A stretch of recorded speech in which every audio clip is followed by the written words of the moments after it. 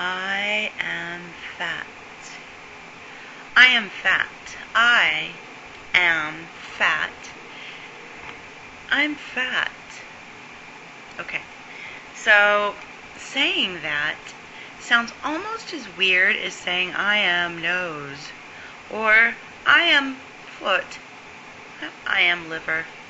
To define myself by one physical attribute is a little bit crazy. But okay, for the sake of this conversation, I am indeed fat. And I have been fatter. Last August, I weighed 383 pounds, at least. That's as much as the scale would measure. And now I weigh 237. So I've lost a few pounds. I had gastric bypass. Was it the easy way out? No and hell no. It's a little bit different having a tiny little stomach and not being able to feed your face. But about this subject, about being fat, can you be beautiful or handsome and be fat? Yes. Some of my sexiest moments were as a fat girl. I know, it's hard to believe, but I felt very feminine. And I had a few sexy moments. I was a BBW, I guess. But were there bad times? Yeah. And physically, I was deteriorating because my little joints couldn't take that much weight. And so medically, I needed to do something drastic to change it. But all of that aside, let's say we're not having big health issues. What is this fat about? And can you have a normal life? And I think that you can. And I do think it is a state of mind. You can do anything that you believe you can and that you feel you have the right to do. There are a lot of painful type stigma that go with being fat, that fat people are lazy, that fat people smell bad, that they're stupid. Good Lord. Those are just prejudice, those are things about prejudice. So I'm not even really going to go there about that. I just want to say that you can be sexy at any weight. It is a frame of mind, really. It has to be. But let me tell you a little bit about some of the pain I went through being fat. More than the physical pain was the mental anguish. And Billy, when you talked about going to the restaurant and not really liking it there and that was hard to go out and eat, I think out of all of the things I ever did when I was very fat, going out to eat was one of the hardest things because people would treat you like, you're kind of fat now, so you don't really have the right to eat.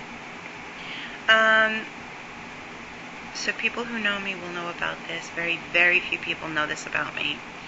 But it got so bad last year around this time before I was approved for my surgery that when I went to a restaurant and I would see people start whispering and laughing and talking, because some people are so obvious, it's awful.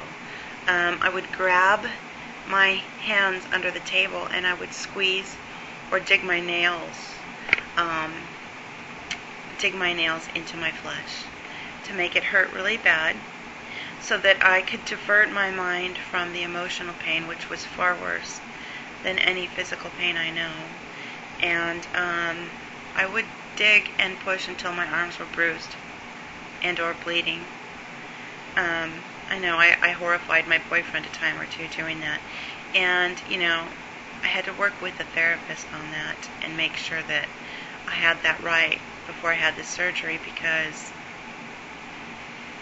I was so unforgiving to myself for my humanity, for my body. When those kids online say you're fat, you should die, whatever.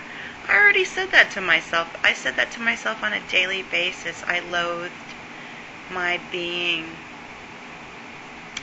And until I could stop loathing my being, I would be sick in my mind, and I would remain extremely obese. It wasn't until I started letting go of that a little bit that I could even consider surgery, or changing it. And had I have not had the health problems that went with this super morbid obesity that I had, I may not have had the surgery and would have still been almost 400 pounds today. We are who we are. And if we are comfortable in our skin and we feel like we are having a good life, then we're having quality of life. That's all cool. It's not for anyone else to say what somebody should do with their body. You guys know that. And we can just be beautiful however we are. We do have a right to be here, regardless of what's going on with our body. Let me say that again. You have a right to be here, no matter what size your body is. You have a right to go eat dinner. You have a right to go outside in the sun. You have a right to live and to be blessed and to be happy. And anyone who says that you don't probably needs to check in with a therapist themselves. So Billy, thank you for really, you always surprise me, and then I guess I'm not surprised at how brave you will be to open the door for the rest of us to talk about these things. It takes a lot of courage, takes a lot of integrity, both of which you have, and so thank you.